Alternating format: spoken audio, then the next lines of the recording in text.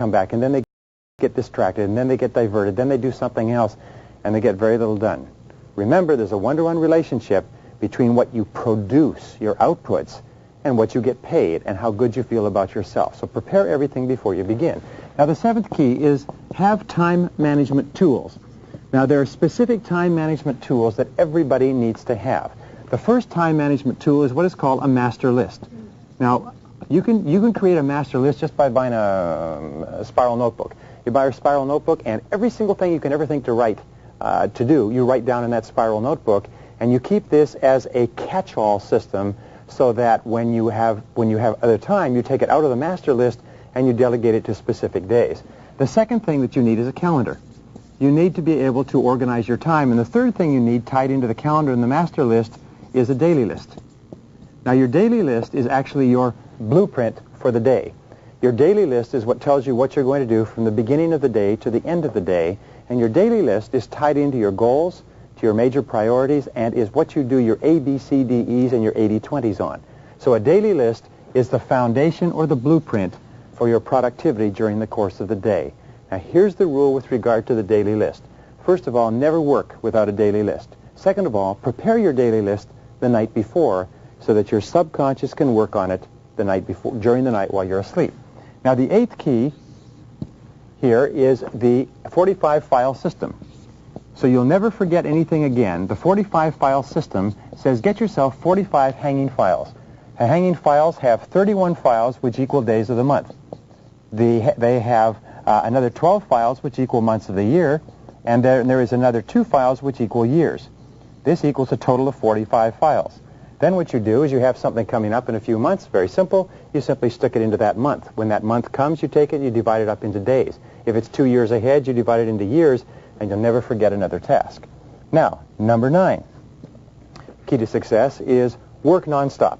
Once you get started, work nonstop. Put your head down and say, I will work now, and put your head down and keep on working until you get it done. You can set yourself, as we say, little rewards. Give yourself a reward for completing the task. Train yourself like a Pavlovian dog, and avoid the tendency, by the way, to fall into what is called Parkinson's law, where that work expands to fill the time allotted for it. You concentrate on getting the work done in a smaller period of time rather than allowing the work to expand like an accordion to fill the time that you have necessary. Number 10 key to planning and organizing. Remember that planning saves 4 minutes for every 1 minute that you spend in planning. Very often people will say, well, I don't have time to plan. I really don't have the time to plan because I'm so busy. What we have found is that it's very hard to spend more than 10 or 12 minutes a day planning in advance, making out a list, organizing the list by priority, and organizing your workplace. But for every minute that you invest in planning, you'll save 4 in execution. Sometimes you'll save 10 or 20 or 30, but what this means is that you can get a 400% to 500% return on energy, return on your energy invested by planning.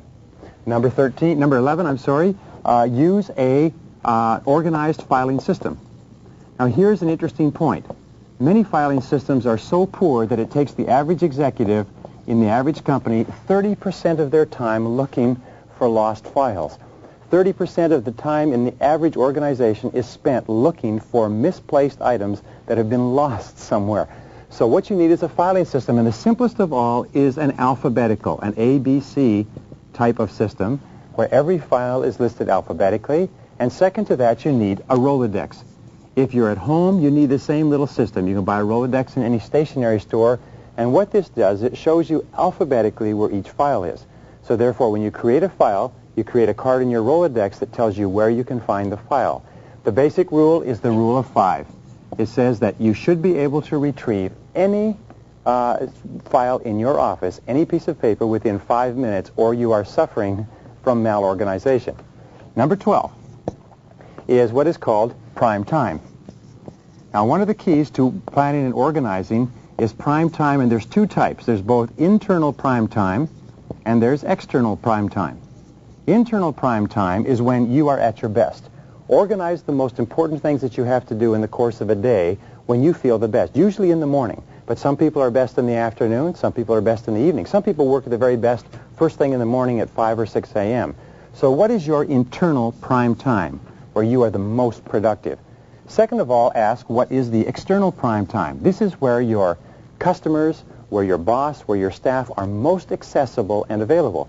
If you're in sales, your external prime time is when you can see your customers. If you are in any particular profession where your customers are accustomed to seeing you at a certain time, this is your external prime time that you need to plan and organize your life around. But see if you can't coordinate both your internal and your external prime time. Number 13 idea is what is called your to-do list. Now, we talked about the daily list, and this is just a slight expansion on it, but what it says is this, is that people who work from lists are 25% more productive than people who do not work from lists. Never do anything without writing it down on your to-do list. If you're going to go shopping, make a list. If you're going to go to the office, make a list. The most productive time managers in America are inveterate list makers. Make it to the point where people make fun of you, but always be working from a to-do list. Never start work, even on your action file or anything else, without making a list first, organizing the list, and starting on the most important item in the list. Number 14 idea is what is called the 30% rule. The 30% rule is always allow yourself 30% more time than you expect for any task. You'll find that very productive people are not people who are in a panic or working very hard. They are people who have allowed themselves enough time to do the job and to do it right. Never plan your appointments back to back, one after another. Estimate how much time it will take you, and then give yourself 30% more. You'll be amazed at how much more productive you are. Number 15, remember this, is that planning reduces stress. One of the greatest problems that we have in the workplace today is stress, and the primary reason is because we feel out of control of our work and out of control of our environment. Remember, the very best way to get yourself into control is to plan and organize your work in advance. The most effective and productive people are those who have the very best plans and are working the plans. And finally, number 18, remember this, practice makes perfect. Practice makes perfect. That even if you're not a particularly good planner now, planning is a skill that is very simple. It's sort of like a bicycle. Riding a bicycle or typing with a typewriter, you can make the decision if you desire. Remember the 4 Ds. If you really want it, if you make the decision, if you discipline yourself, and if you're determined enough, you can become absolutely excellent at practice, absolutely excellent at planning and organizing, and you can so dramatically increase your productivity and performance that today you cannot even imagine it. Give it a try.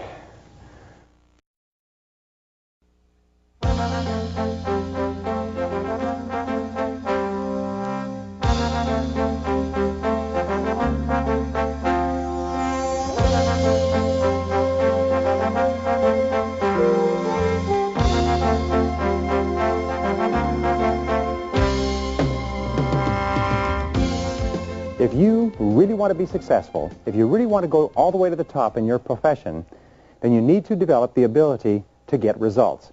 In every single study of high-performing men and women, we find that intense result orientation goes hand in hand with big payoffs in life. You see, it's not how much time you put in or the activities that you engage in or how sincere or how intelligent or competent or capable or anything else.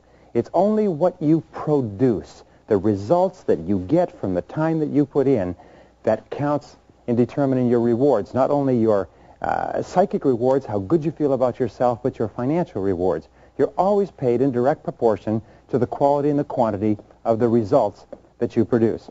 So let's start off talking about getting things done with point number 1. Point number 1 is that your rewards in life will always equal your results. We call this the law of sowing and reaping, the law of cause and effect, that the cause of everything that happens to you is your ability to get results, and these are your rewards. If you want to increase the quality and quantity of your rewards, you have to think all the time about increasing the quality and quantity of your results. Now, the second point is this, is that most people are very unproductive. Most people could not do a full day's work if their life depended upon it. In fact, every study that I've ever seen suggests that the average person works at only 50% of capacity. In fact, in most work environments, about 30% of all the work time is spent in socializing, gossiping, wasting time, talking, chit-chatting, hanging around the water fountain, reading the newspaper, drinking coffee, and so on. What does it mean to you?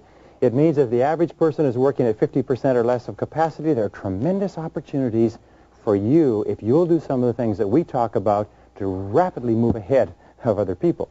Now, the third key, and we talked about it last time, is that the starting point of high productivity, the starting point of getting things done, is the quality of neatness. The quality of neatness means that you start with a clean desk and you end with a clean desk. You start with a clean briefcase and you end with a clean briefcase. You take the time to make sure that your entire working environment looks neat and professional and productive and effective. Remember this, it's not just what you do, but it's the perception of other people of what you do that counts. I read a story by a self-made millionaire who said that he built 5 successful companies, and one of their critical rules was that every single person kept a clean desk. Now, the fourth key in getting things done is the importance of focus. Focus, which leads to clarity. Now, we talk about this over and over again. Focus means that you're absolutely clear about what you're trying to accomplish. Focus means that you're absolutely clear about your key result areas and why you're on the payroll. We say that fuzzy focus leads to fuzzy results. Clear focus leads to clear results. And this means that you take the time to think. You take the time to think through, why am I on the payroll? What have I been hired to accomplish? What are my key result areas? What are my core functions? What are the 20% of the things that I do that account for 80% of my results? And so on. So the starting point in getting things done is focus and clarity. I call this it's like adjusting the camera all the time, so you keep your focus very, very clear. The fifth key to high productivity is concentration. Now, concentration is, in reality, where all the work in time management leads us to. It is the ability to concentrate 100% on one thing, setting priorities, the most important thing, and to stay with that single task until it's finished. Concentration means moving forward in a straight line toward the goals and objectives that you've clearly identified. It means concentrating without diversion or distraction. Focus and concentration. I believe in 25 years of research that the reasons for success and happiness in life are focus and concentration. The reasons for lack of success and unhappiness are lack of focus, lack of concentration. Which brings us to number 6, and that is task completion. Now, what we know about task completion is that not only is it the key to the future, not only is it the key to getting more and greater and better opportunities, but important task completion, doing something that's important to you and carrying it through and finishing it 100% at the end, is a source of energy, enthusiasm, and high self-esteem. Men and women who are working consistently on getting important things done and staying with it till they're complete are more positive, they're more optimistic, they're more self-confident, they have more belief in self-assurance in themselves, and they get more opportunities to complete more tasks. And here's the flip side, is completing low-priority tasks leads to stress. If you work and you get a lot of little things done, but they're not moving you toward the accomplishment of things that are really important to you, what happens is you just feel crummy as a result. So this brings us to number 7. Number 7 is the quality of perseverance. You need to persevere and persist single-mindedly toward the completion of your important task, because we say that the ability to concentrate is a discipline, and perseverance or persistence is self-discipline in action. You see, anybody can start off to do a job, but your ability to keep in there and keep slogging and stay with it and refuse to budge and keep moving is the critical factor of high performance. Principle number 8 in getting things done is remember that the average person, especially executives, pick up an important piece of paper or task as many as 5 times before they actually complete work on the task. What does this mean? It means that if you pick up the task and you focus single-mindedly on that and it's your most important and you concentrate on it till it's complete, you can give yourself a 500% savings in time or increase in productivity. This has been proven in study after study after study that the fastest way to increase your output is to pick up a task and to stay with that task instead of picking it up and coming back and picking it up and coming back and so on. Number 9 is the importance of developing a compulsion to closure. A compulsion to closure is a commitment before you begin that I will stay with this task until it's finished. You will put your head down and you will hammer and hammer and hammer until it's finished. And one of the ways to do this is to train yourself with a series of rewards. What we found over and over again is that really high-performing men and women are those who are capable of establishing a series of rewards for each milestone in the completion of a major task. And what they do is they trigger a conditioned response. Almost like Pavlov's dog, where they fed them a piece of meat and the dog salivated and they rang a bell at the same time. And if they repeated this often enough, pretty soon when they rang the bell, the dog salivated. If you continue to set up a reward structure for yourself for the completion of small and large tasks, you know what happens? Is that you eventually salivate and get excited, motivated, and enthused when you're working on something that's important. Now, number 10 is to develop what is called an affirmation or a mental trick to keep yourself working. And the most powerful of all are the words, back to work. Whenever you find your attention drifting, say to yourself very strongly, back to work, back to work. Somebody comes in and wants to talk to you, you say to that person, I'm sorry, but I have to get back to work. And your boss comes in, you say, boss, I'd like to spend a lot of time talking, but I have to get back to work. Get to be known as the person, little Mr. or Mrs. Back to Work.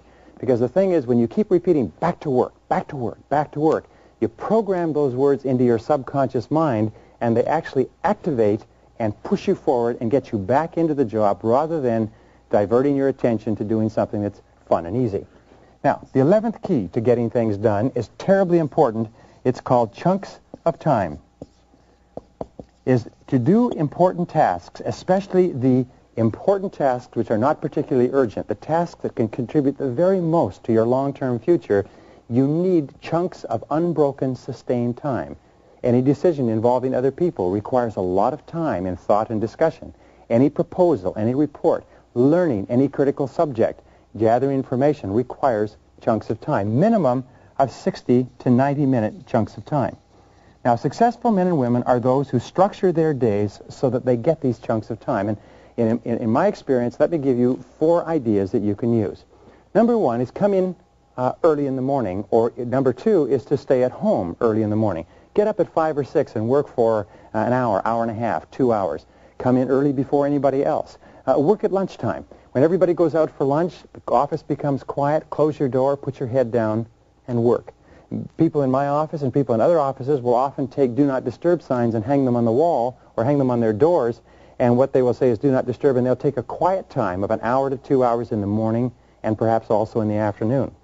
The next, probably the 5th chunk of time that you can get is stay after work and work for a couple of hours. Remember, 1 unbroken hour is worth 3 hours in a work environment with interruptions. So if you can break yourself 1-hour chunks here and there, you can dramatically increase your productivity. Number 12, develop the body language of high productivity. What we have found is that there is a certain physiology. In other words, if you sit up straight and erect and strong and clear-eyed and move forward on your chair and sit up to your desk with your back straight, it's very hard not to be productive. But if you lean back, if you slump down, if you put up your feet, you find your whole body relaxing too. So develop and maintain the body language or physiology of high performance. Number 13 key to getting things done is called single handling. Now, single handling is probably one of the most important time management techniques ever developed. It simply says that when you pick up a task, don't pick it up unless you're ready to stay with it and to work on it until it's finished. And once you pick it up, discipline yourself, force yourself to stay at that task and stay at that task and keep at it until the task is done. In fact, the studies show that you will increase your overall output and productivity by 50% the very day that you begin adamantly single-handling every single task. Single-handling comes from several studies. It is the ultimate expression of concentration in work, and it's absolutely outstanding. Number 14 is concentrate on those areas where superior performance will bring outstanding results. Concentrate on those areas where superior performance will bring outstanding results. Concentrate on those areas where you can really make a difference. Ask yourself this question: what can I, and only I, do that if done really well will make an extraordinary contribution? Ask yourself, what can I and only I do that if done really well will make an extraordinary contribution to my work, to my life, to my company, to my health, to my happiness, to my future, to my finances? But always concentrate on the 1 or 2 small areas where if you do a terrific job, it makes a tremendous difference. We say in marketing, fish for whales. If you're in marketing or sales, ask yourself, what customers, if we could get them, what sales, if we could get them, would make an extraordinary difference to the success of our companies. And concentrate on the whales. the areas of greatest opportunity and possibility in your work and personal life.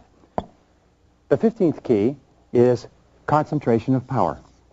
Now, concentration of power is an expression that comes from military terms, and it also comes from time management. It's also called the principle of the mass. And what it says is that you take all of your resources and you put all your resources together and you concentrate them single-mindedly on a single point. In fact, you'll find that every extraordinary achievement in the history of mankind has come about as the result of an individual or group of individuals being able to concentrate their powers into the critical point that makes all the difference. So concentration of power is a habit of mind. Where and in what way can you concentrate your power to achieve the very most?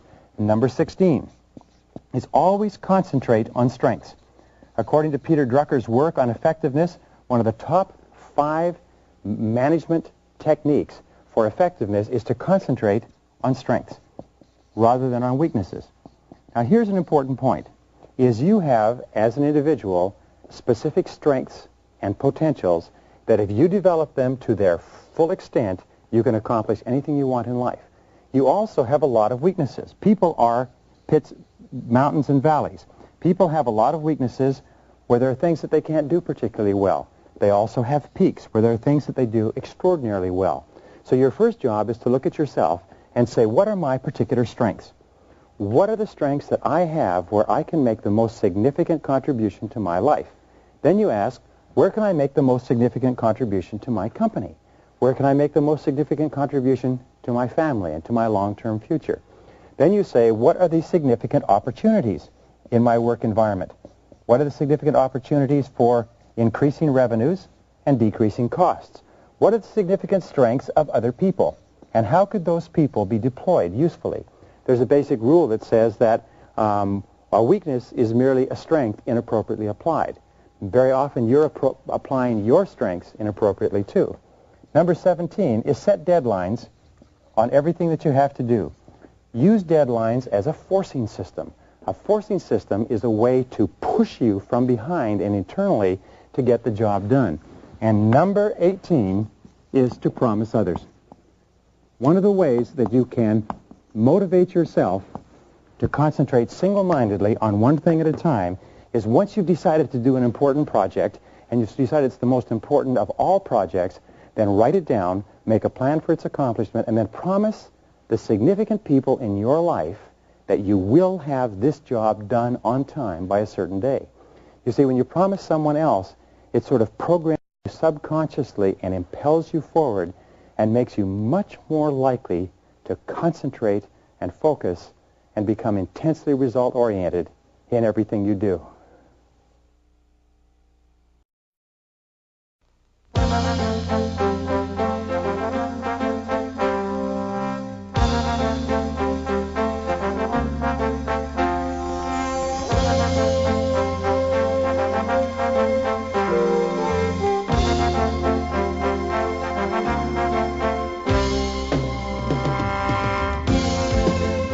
The more experienced you become in your job and the more effective you become at time management, the more likely it is that you're going to be assigned multi-task projects. You're going to be assigned to do things that have a multiple or a variety of tasks involved, and your ability to organize these jobs and to do them well is going to be a critical factor in your success. In fact, a study at Stanford University that studied the qualities and characteristics of men and women who moved up into the upper echelons of management found that the number one most identifiable and measurable quality was the ability to bring together a team of people and to work with that team in cooperation to complete a complex task. And everywhere around you, you'll find that the men and women who are at the top of their fields are those who, in most cases, who have developed the ability to assemble a team, to work as part of a team, and to channel that team's energies and abilities toward completing a task or a project on time. Now, when we talked a little bit earlier, we talked about the importance of time management, about the importance of setting goals, and the importance of setting priorities, and the importance of getting yourself organized and getting things done. Now, this all comes together in the multitask job. Look around you and ask, what are the multitask jobs that you engage in? Even something like planning a party is a multitask job. Producing a newsletter is a multitask job. Making a decision on a new piece of equipment might be a multitask job. So you will find yourself surrounded by multitask jobs, and the importance of your work is determined by the number of multitask jobs you do. One of my favorite lines is the line from the Bible that says, "O good and faithful servant, you have been master over small things, I will make you master over large things." What this means in the world of work is that if you become a master over complex tasks, you're going to have an opportunity to work with much more complex tasks and be paid much more for it. Now, the second key is that planning and organizing skills are the core skills of success in management. The ability to plan and organize your own work, then to plan and organize the work of one more and two more and several other people is absolutely essential to your success. And your ability to plan and organize effectively and well all comes to bear in these complex tasks. So here's how you perform a complex task. Here are the basic rules. Number one, define the ideal results. Define the ideal results. Ask yourself, if we performed this task to distinction, what would the result look like? What would the result accomplish? What would the result achieve? And define the ideal results point of view of the person or persons who have to use what this team produces. If you're producing a product, say, what would our customers say if we produced the perfect product? If you're putting together any kind of a strategy, just always say, what would be the ideal results? And here's the key. Start with the goal and work back. Start with the goal and work back. This has been the key to successful business building and project management for years. Define the goal and work back from the goal to the present time. Well, point number 4 is to set a deadline. Once you've determined exactly what the ideal project will look like, set a deadline and determine the date upon which the project will be complete. One of the things that I suggest, by the way, is build in a fudge factor. If the project is important, and the more important it is that you build in fudge or extra time to provide for unexpected exigencies. Number 5, once you've set a date and a deadline and you define the goal, make a complete list of everything that has to be done, every single activity that has to be completed in order to complete the job. Start with the very last thing that will happen just before the job is done. What's the second to the last thing? What's the third to the last thing? And work all the way back to the present day to work out a complete list of every single activity so that you have a roadmap. When this roadmap is complete, the job will be done in its entirety. Number 6 is ask yourself, what additional information will you require? What is it that you don't know right now? And make getting that information a task. Put it down as a task as one of the things that has to be done. Also, when you put it down as a task, you will assign a timeline to that task, and you will design your entire project so that getting that piece of information becomes a critical part of it. Number 7 is determine your limiting step. Now, the limiting step concept we talked about a little bit earlier. I want to talk about it again. It's called your choke point. The choke point has one simple definition. It determines the speed at which you get from where you are to where you want to go.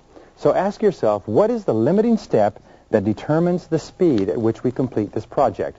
What is the limiting step that determines how fast we get from where we are to where we want to go? What part of the project takes the longest? Very often, the part of the project that takes the longest becomes the determining factor in how long it will take to finish the whole project. So ask yourself, what is our limiting step? And then ask yourself, what can we do to alleviate this limiting step? Is there anything that we can do to speed things up? Very often you will find shortcuts, you will find time-saving devices, you will find established methods and principles, and so on, but the limiting step becomes the critical factor, not only in determining the deadline, but in determining how capable and competent you appear to others when it comes time to saying that we'll have this job done by a certain time. You can't go back and say afterwards, well, I didn't know it would take this long because, unfortunately, you just look foolish. All right, number 8. There are 2 ways to organize a multitask project. The first way to organize the project is what is called sequential, the sequential way. Now, the sequential way is when there are several jobs within the multitask project that can be done in order. First one can be done, and then the second can be done, and the third can be done, so that each of them are sequential, but each of them requires that the previous one be done first. For instance, someone has to write something, someone has to edit it, someone has to typeset it, someone has to do layout with it, and so on. So therefore, the writing would come first, then the editing, and then the typesetting, then the layout, and so on. Now, the other way that you can organize a project is parallel. There are many tasks that can be done at the same time. There are many tasks where you can begin working on one part, someone else can begin working on another, and you can work on several tasks on a parallel basis. Let me give you a very simple example of a project management chart. Very important way of thinking. Across the top of every project management chart is time. Now, the time may be days, the time may be weeks, months, years, it doesn't matter. Down the side, you have tasks. Now, these are the things that have to be done. So what you do is you lay them out in a chart like this, and let's say you lay it out over a period of 4 months. And here you have 4 months, and the months are January, February, March, and April. You have worked back and determined that it takes you 4 months to do the job. So here you have completion. Completion is at this point. You then work the task back, and you can find that these are the different things that have to be done over the course of this particular task. When this is done, this can be done at the same time. When this is this way far along, this can begin. These two can work parallel. Some cannot be started until others are done, and so on. But by laying it out like this, suddenly you have a perfect picture of what is necessary to be effective in completing this task. Now, the 10th critical point, once you have this organization chart, is to assign and delegate. Assign and delegate, which means that you bring your team together, and the very best way to do this is through discussion and dialogue, talking about what needs to be done, dividing it up, have people take different parts of the task, but assign every single one of the individual parts of the task that need to be done, and delegate it, and delegate every single one with a deadline. And your deadline is for completion, and your deadline always contains a fudge factor. When you assign and delegate parts of the task, build in what is called a review process. That means time and place where you will check and see how well they're doing. It may be once a week, it may be every Wednesday, it may be every 2 weeks, but a review process is absolutely essential. If the project is worth doing, it's worth reviewing on a regular basis. Number 12, the key to successful project management, and many people say that this is the crux of it, is ask yourself, what could go wrong? What could possibly go wrong? What are all the things that can possibly go wrong? Now, here's where you have to take into consideration Murphy's laws. There are 5 Murphy's laws. You're familiar with the first 2. The first of Murphy's law says that whatever can possibly go wrong will go wrong, and that will be true in a project. The second is that of all the things that can possibly go wrong, the worst possible thing will go wrong. So you ask, what's the worst possible thing that can go wrong here? The third of Murphy's law is no matter how much time you allocate, it takes longer than you plan. The fourth is no matter how much money you allocate, it costs more than you expected. And the fifth of Murphy's laws is before you do anything, you have to do something else first. So take those 5 laws into consideration when planning, and never expect to violate the laws, because that will just lead to foolishness and embarrassment. Remember, your success is determined by how well you do these projects. Number 13 is ask yourself, what are all the problems that you're likely to have in the course of putting this program together? Engage in what is called crisis anticipation. Crisis anticipation is something that project leaders and successful executives always do, and they say, what are all the crises or unexpected reverses that could occur, and then have a plan B. A plan B is an alternative plan that you have to fall back on in the likelihood that your worst possible things could possibly happen. Always be ready with a plan B. The most successful men and women alive are those who have already developed an alternative before the rubber hits the road, before the vehicle hits the wall, if you like. Number 14 is use what is called a storyboard. Now, a storyboard is a visual representation of a particular project that was developed by the Walt Disney Corporation, and it's absolutely an outstanding way of increasing your effectiveness. Take a large board. You can use a cork board. You can use a visual board. What I have found is you can now use stick-on notes as part of storyboarding, and take what is called and put a header. And the header is the name of the project. Below the header have subheads, and each of these subheads is a part of the project. You can have as many as you need, but below each of the subheads there is a task, and there's a series of cards underneath here. Now, sometimes these tasks can be in different colors so that they can be assigned to different people.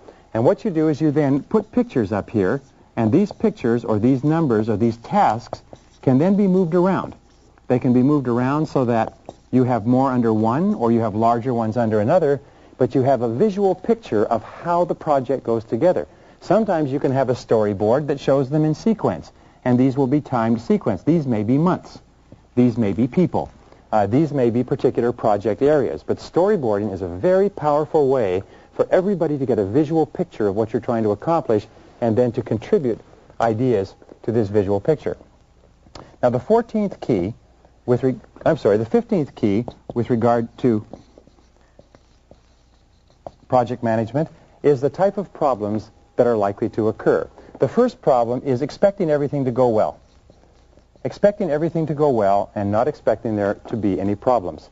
And we find that the very best people are the ones who are always aware that they're likely to have difficulties. The 16th is trying to do too much at once. Trying to hurry.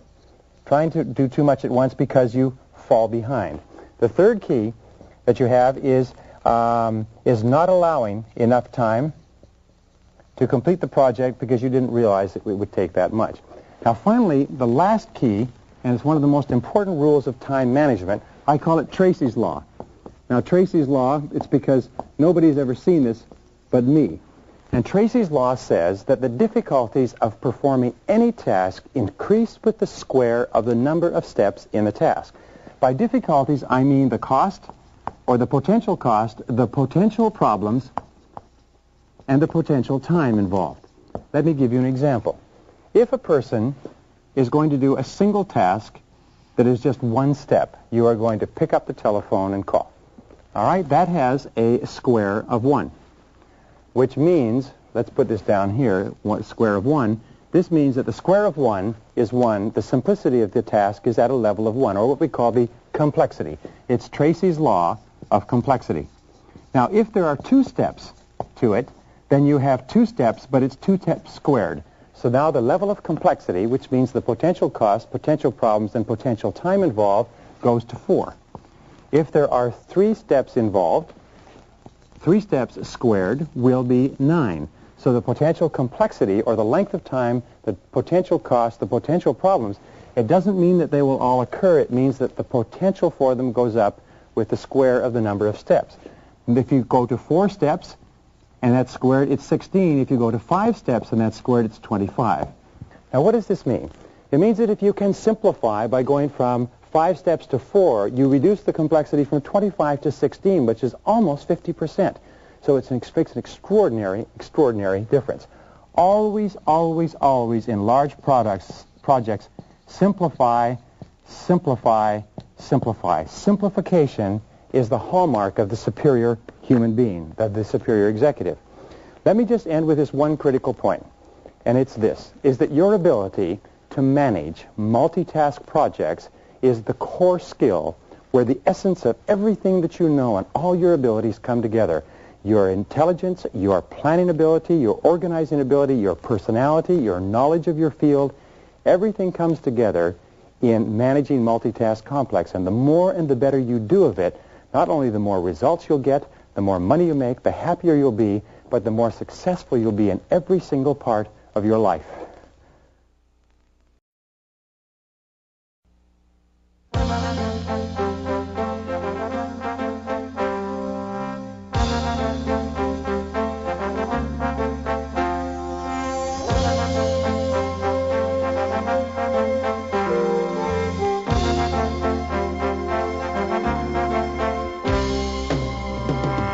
We said before that one of Murphy's laws was before you do anything, you have to do something else first. And before you achieve maximum productivity, you have to eliminate the time wasters in your life. The time wasters surround you on all sides and tear away at your minutes and hours and hold you back from producing the critical results that are vital to the success in your career. We've been talking, by the way, about eliminating time wasters from the very beginning.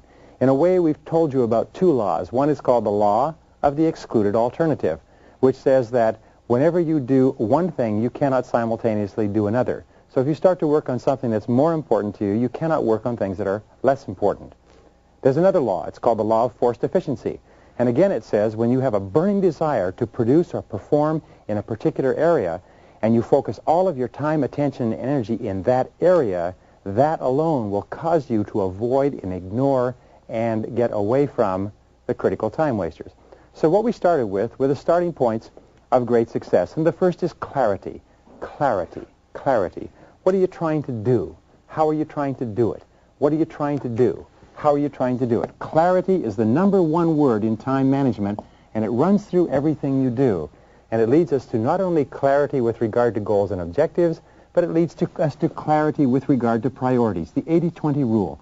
What are the 20% of the things that you do that account for 80% of your results? And the more you can focus single-mindedly on those, the more likely it is that you're going to be able to avoid the time wasters. Now, the second key to avoiding time wasters is decision. Decision with regard to the areas of concentration.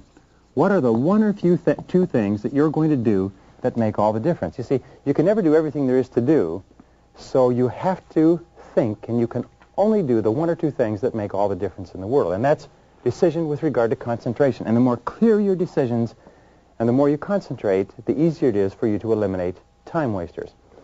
Point number 3 is that you and I and everybody are surrounded by time wasters. In fact, most people are time wasters. Most people, by their very nature, because they're not as focused as you and I are, have a tendency to waste time. They socialize, they talk, they drink coffee, they drop in. They phone us on the telephone, they have recurring crises, they have problems, they have an excess of meetings and a whole lot of other things. So remember that most people waste time. Your job is to break away from others and be known to the critical people in your business as the person who doesn't waste time. Here's one of the great rules, is when you work, work all the time you work. Work all the time you work. Work all the time you work. This is one of the great rules of life. From the time that you come in, remember, your job is not to read papers, make phone calls, socialize, drop off your laundry, pick up your groceries, or get your dry cleaning done. Your job is to work all the time you work. If you're going to work 8 hours, by gum, you work 8 solid hours and just work, work, work. And I promise you this, everybody that counts knows who the workers are, and everybody knows who the non-workers are. All right, looking at all the studies, we have found that there are several major time wasters in the world of work. And let's take them one at a time. From the most prevalent, we'll talk about the basic 7. The first of the major time wasters is the telephone. The telephone seems to have an insistence with its ringing that causes us to be distracted over and over again. So here are some keys with regard to using the telephone. I'll just give them to you quickly. Key number 1 is have your calls held. Rather than responding to the telephone every time it rings, have your calls held. A second thing is to have your calls screened. If it is not important for you to talk to that person or there's no value to it, don't take the phone call. Don't allow your curiosity to overwhelm you. Number 3 is look upon the telephone as a business tool, not a social tool. You and I are conditioned from infancy, and especially from our teenage years, to think of the telephone as a social tool. We think that's how we communicate with our friends. The fact is that when you get into the business world, it's a business tool, which means get on and off it fast. Make it a business tool. When somebody phones, say, hello, how are you? And if they go into a conversation, say, what can I do for you? How can I help you? And get the conversation straight down to business as fast as possible. Now, here's another thing. When you're phoning somebody else, always have an agenda. Take a couple of seconds to write out what you're going to talk to the person about. And when you call them up, say, I'd like to talk to you about 3 things. And tell them what the agenda is. And when you discuss the 3 things, keep notes. We say the power is on the side of the person with the best notes. So keep notes on the conversation, and when you're finished with them, say, I know you're busy, I'll let you go. When a person is really conversational, likes to talk a lot, say, well, I certainly have enjoyed talking to you, and I know you're busy, so I'll let you go. Nobody's going to say, no, I'm not busy. So therefore, get on and off quickly. And finally, number 5 is batch your calls. So once you have collected all of these calls, return all your calls at the same time. There are very few calls that are so important that you can't put them off till later. Now, the second key source of interruptions is visitors. We'll put the number 4 up here. Number 5 is visitors. Drop-in visitors, people who visit you either inside or outside the company without warning, and there are ways to take care of the visitors. Number 1 way to take care of the visitors, when somebody drops in and says, have you got a minute? What you say is no. And what you do say is very simply this, is say, no, I'm really busy right now. Could I talk to you a little bit later? Just be really polite, but pull the plug on a drop-in visitor as quickly as you possibly can. When somebody comes into your office, here's a quick key. Stand up. If you stand up, it's very hard for another person to sit down. It's almost impossible, in fact. So you stand up and you say, I'm really under the gun right now. I'm trying to finish a couple of things, and could I talk to you a little bit later? What will happen is the person will stand up for a couple of minutes. They'll be a little bit uncomfortable, and then they'll leave. Now, a second thing that people do is that they put a do not disturb sign on their office on their office handle. They get one from a hotel the next time they're in a hotel, and they put it on the outside so they can get themselves an hour or 2 hours of quiet time during the day. A third thing that you can do is when a visitor comes in is walk the visitor to the door. Say, well, one more thing before you go. And get up and take the visitor and walk them to the door. Something that people often do, by the way, is they say, hey, have I shown you something? And they say, something I wanted to show you. And you get up and you take them by the arm, and you take them outside of your office to show them something, and you say, I know you're busy. I'll let you get back to work. I'm in a hurry, too, and get back to work. So dealing with the drop-in visitor is absolutely essential. Standing up is one of the great keys. If you stand up quickly when somebody comes in, they're unlikely to stay there for very long. The sixth major source of interruptions is meetings. Now, here's a couple of points with regard to meetings. First of all, meetings are absolutely essential in business. They are a business tool. They're an absolutely essential way of sharing information, solving problems, doing joint problem solving, and so on. Also team building. However, an excess of meetings indicates malorganization. What does that mean? It means that nobody is really sure what they're supposed to be doing, and there's probably too many people. So meetings are a great waste of time. The average person spends about 3 to 5 years of their life in meetings, and about 50 to 70% of that time is wasted. So how do you cut down on the amount of time that you waste in meetings? Here's the keys that have been discovered over and over again. First of all, don't go. If you can possibly get out of a meeting, don't go to it. Say, is it necessary for me to be at this meeting? Now, if you're holding a meeting, here's a critical point. Take the number of people who will be attending, multiply their hourly wage by the number of people to work out the cost of that meeting. If you have 10 people who are earning $25 an hour each, you have a meeting that costs $250 an hour. If somebody came to you and said, could I spend $250, what would you say? You'd say, wait a minute, what's the reason for this meeting? What's the purpose? Why are we going to spend $250? And you need to know the purpose of every meeting. So therefore, once you've determined the purpose of the meeting, be sure that you have an agenda. If you are not organizing the meeting, make sure that somebody else who is organizing has an agenda. The fourth thing that you can do to make meetings more effective is to have start and stop time and stay on schedule. If the meeting is supposed to go from 8:30 to 9:30, make sure it goes from 8:30 to 9:30. E, assume the latecomer is not coming. Don't wait for anybody. Just plunge right into the meeting. F is start with the most important items first on the agenda. Start with the most important items and deal with them first, so that if the meeting runs out of time, you've at least covered the major things. G is leave as soon as possible. Ask if your item can be discussed or the thing that's of relevance to you can be discussed, and then when it's over, leave as quickly as possible. And finally, the last is, if you're going to have a meeting, distribute minutes after the meeting so that everybody knows what happens. Distribute minutes and especially get closure on every item before you go on to additional items. Then distribute minutes so that everybody knows what was decided. These are the keys to making meetings effective. The seventh major time waster in the world of work is firefighting. Now, why does firefighting arise? Well, firefighting arises in one case naturally. You can't avoid it. Unexpected crises occur. However, the best way to deal with a crisis is to anticipate it. Now, here's the rule. If the same crisis arises more than once, the reason that has happened is because nobody has thought about how to put into place a policy that deals with it. So the first thing in dealing with a crisis, A, is to stop and think. Before you react, stop and think. Get the facts. Get the facts. Ask questions. What exactly happened?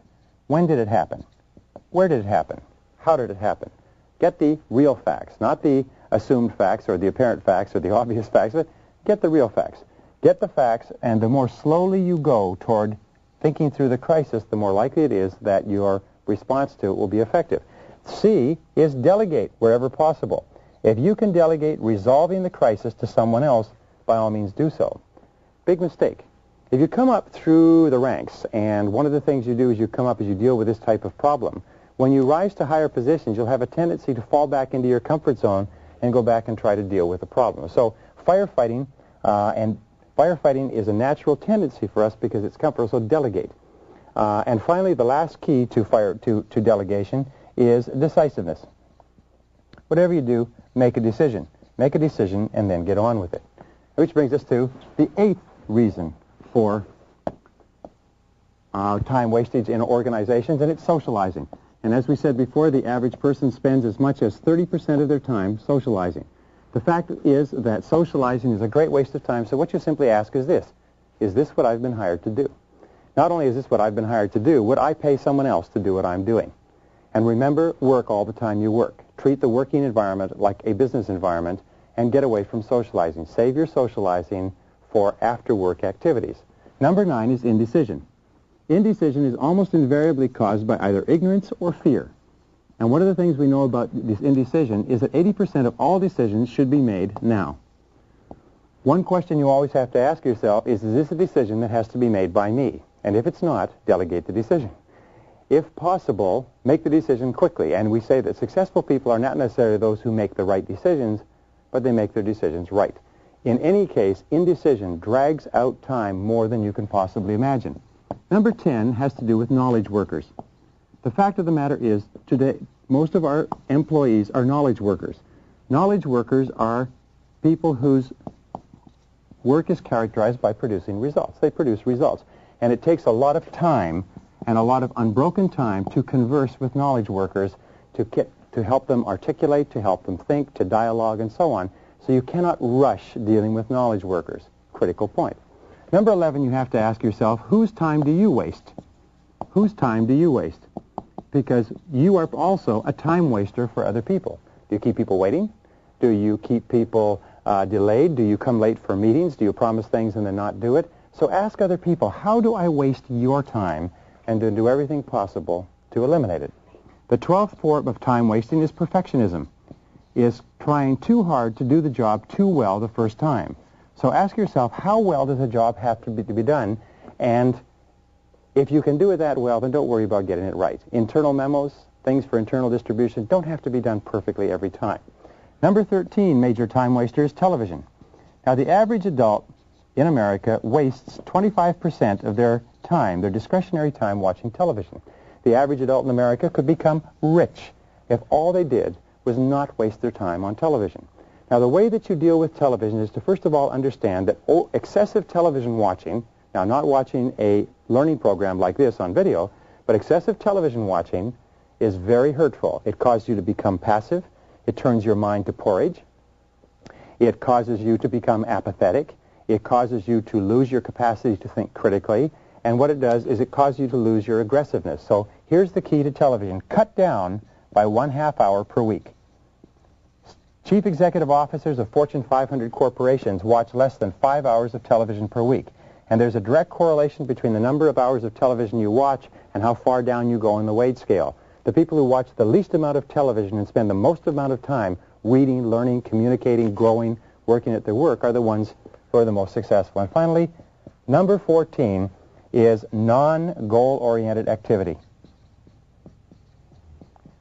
The key to eliminating the time wasters and the interrupters is very simple, is do not do anything that does not move you toward the accomplishment of goals that are important to you. Every single time an activity comes up, you have to ask yourself, is this moving me in the direction that I want to go?